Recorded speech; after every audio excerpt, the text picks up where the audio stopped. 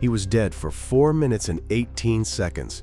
When we brought him back, he opened his eyes and said something that made my blood run cold. He described in perfect detail a house he'd never been to, a family he'd never met, a life that wasn't his.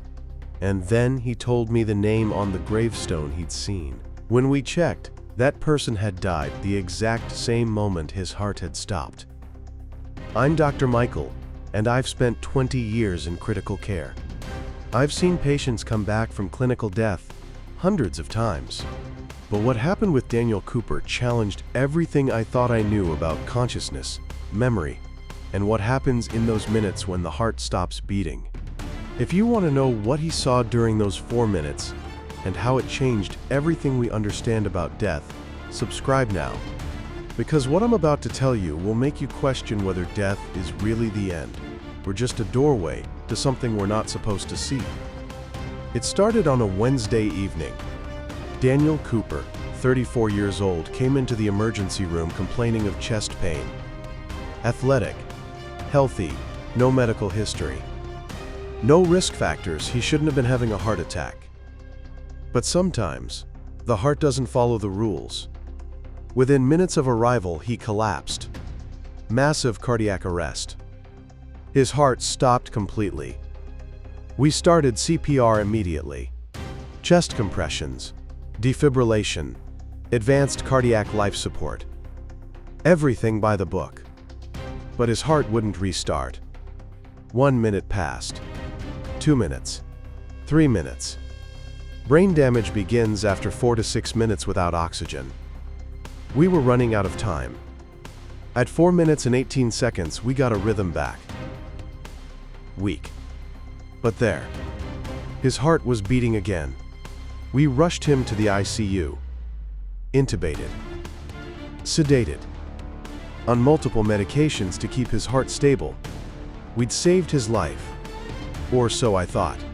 48 hours later, we began weaning his sedation. We needed to assess neurological function, check for brain damage, see if the man we'd brought back was still there. His eyes opened slowly, confused, disoriented, normal for someone coming out of sedation. "Daniel," I said gently, "you're in the hospital. You had a cardiac arrest. But you're safe now. Can you hear me?" He nodded slowly. "Do you know your name?" "Daniel Cooper," he said, his voice hoarse from the breathing tube. "Good. Memory intact. Do you know where you are?" "Hospital. Still good. Do you remember what happened?" He paused, looked at me with an expression I couldn't quite read. Fear? Confusion? Wonder? "I died," he said. "I know, but we brought you back." "No," he insisted. "I died. And I went somewhere." I'd heard this before. Near-death experiences, patients describing tunnels of light, deceased relatives, feelings of peace. It's surprisingly common. The brain does strange things when oxygen deprived. "It's okay," I said. A lot of patients report unusual experiences during cardiac arrest. "It's nothing to worry about." "It wasn't like that," Daniel said, his eyes locked on mine. "I wasn't floating, I wasn't in a tunnel. I was somewhere real. A house. A blue house with white shutters.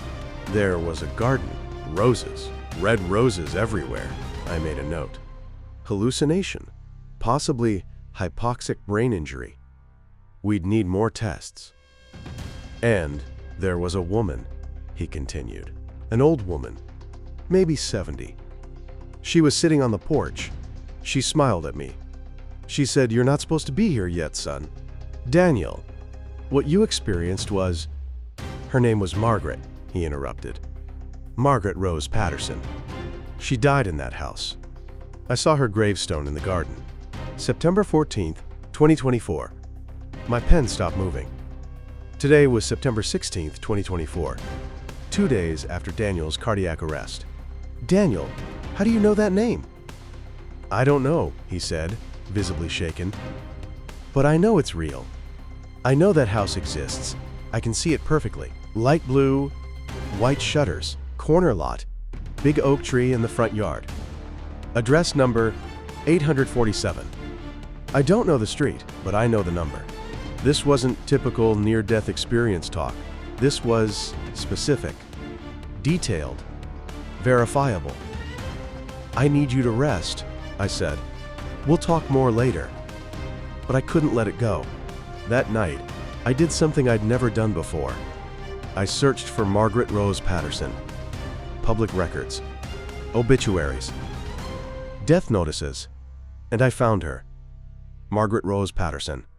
Died September 14th, 2024. Age 73. Address: 847 Maple Street. I pulled up the property listing from when she'd bought the house. Light blue, white shutters, corner lot, oak tree, rose garden. Everything Daniel had described. My hands were shaking. This had to be a coincidence. Maybe Daniel had seen a news article about her death. Maybe his brain had constructed a false memory from information he'd absorbed unconsciously. But I checked. Margaret Patterson's death hadn't been in the news. No obituary published yet. No social media posts. She'd died at home, peacefully, according to the death certificate. Discovered by a neighbor.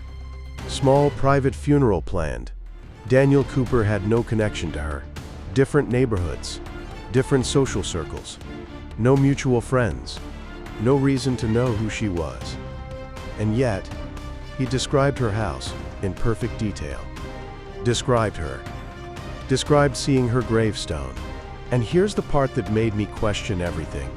The exact time of Margaret Patterson's death. According to the death certificate, 6:47 p.m., September 14th, 2024. The exact time Daniel Cooper's heart stopped.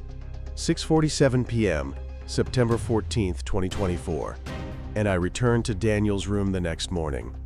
He was sitting up, stronger now, still confused but recovering. Daniel, I need to ask you something. Have you ever heard of Margaret Rose Patterson? He shook his head. Never.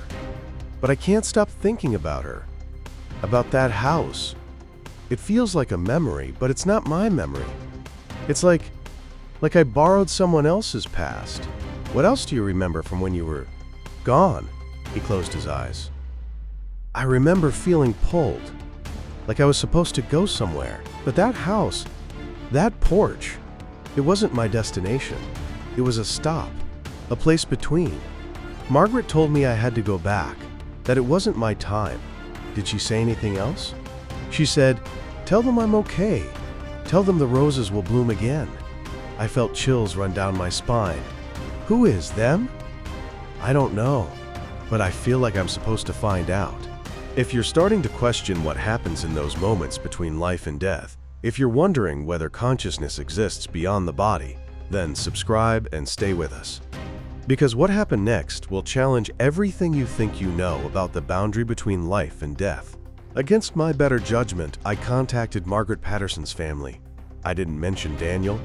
I just said I was a doctor doing research on end-of-life experiences, and I'd come across her name in my research. I asked if I could speak to them. They were hesitant but agreed. I met with her daughter, Susan Patterson, at a coffee shop. She was in her late 40s, grief still fresh on her face. "Thank you for meeting me," I said. "I know this is a difficult time." "It's okay," she said. "Mom had a good life, a good death. She went peacefully in her sleep, in the house she loved." "Tell me about her house," Susan smiled. "She loved that place. Bought it 30 years ago. Blue with white shutters. She always said it was her dream home. And her roses.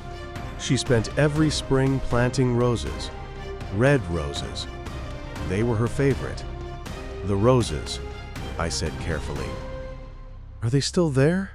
Susan's smile faded. "Actually, no. They all died this summer. Some kind of blight. Mom was heartbroken. She kept saying she wouldn't live to see them bloom again." Silence. "Why are you asking about the roses?"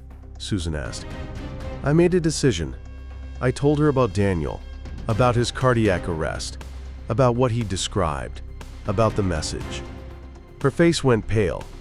He said, "She told him the roses will bloom again?" "Yes." Tears filled her eyes. "The day before Mom died, I was with her. She was weak, but lucid. She looked at the dead rose bushes outside her window and said, "They'll bloom again. I know they will, even if I don't see it." She wiped her tears. "How could your patient know that?" I didn't have an answer. Still don't. Susan wanted to meet Daniel. I arranged it, breaking several protocols in the process. But this was beyond medicine, beyond rules. They met in Daniel's hospital room 3 days later. Susan brought a photo of her mother. Daniel looked at it and nodded immediately. "That's her. That's the woman I saw." Susan started crying. "She was sitting on the porch?" "Yes, in a white rocking chair. She was wearing a blue cardigan, and she smiled at me like she knew me." Susan gasped. "We buried her in that cardigan. It was her favorite." They talked for an hour. Daniel described details about the house that no one outside the family could know. The crack in the porch steps, the wind chime that sounded like bells, the way the morning light hit the kitchen window. Susan kept nodding, tears streaming down her face. Before she left, Susan hugged Daniel. "Thank you," she whispered. "Thank you for telling me she's okay. I needed to hear that." After she left, Daniel turned to me. "Why did this happen? Why did I see her?" "I don't know," I admitted. "Maybe consciousness doesn't stop when the heart stops. Maybe in those moments we touch something beyond what we understand. Maybe Margaret was there to guide you back, or maybe you were there to give her daughter peace." "Do you believe that?" he asked. I thought about it, about 20 years of medicine, about science and protocols and everything I'd been taught, and about this moment that defied all of it. "I believe we don't know as much as we think we know about death," I said. "I believe that 4 minutes and 18 seconds showed you something real, something we're not meant to see until our time comes." Daniel recovered fully. His heart function returned to normal. No brain damage, no physical complications. But he was changed. He started volunteering at hospice, said he felt called to be with people in their final moments, said he wasn't afraid anymore. Susan Patterson planted new roses at her mother's house. She sent me a photo last spring. They bloomed. Red. Beautiful. Impossible. The rational part of me says there's an explanation. Coincidence. False memories. Pattern recognition. The brain creating meaning from random information. But the part of me that sat in that room, watching Daniel describe a house he'd never seen and deliver a message he couldn't have known, that part believes something else. That part believes that when we die, even for a few minutes, we touch something beyond this world. And sometimes, we bring back proof. I still have the timeline written down. September 14th, 2024, 6:47 p.m. 2 hearts stopped. One came back with memories that didn't belong to it. Science says it's impossible, but I was there. I saw it, and I don't know what to believe anymore. If this story made you question what you thought you knew about death, about consciousness, about what happens when the heart stops, then subscribe and join us. Here, every heartbeat tells a story, and some stories remind us that there are mysteries medicine can't explain, mysteries we're not supposed to solve. Share your thoughts below. Do you believe consciousness survives death?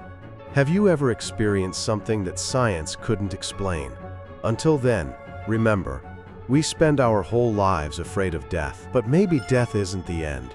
Maybe it's just a blue house with white shutters, where someone we've never met tells us it's not our time yet. Keep listening, not just to the heartbeat, but to what exists in the silence between beats.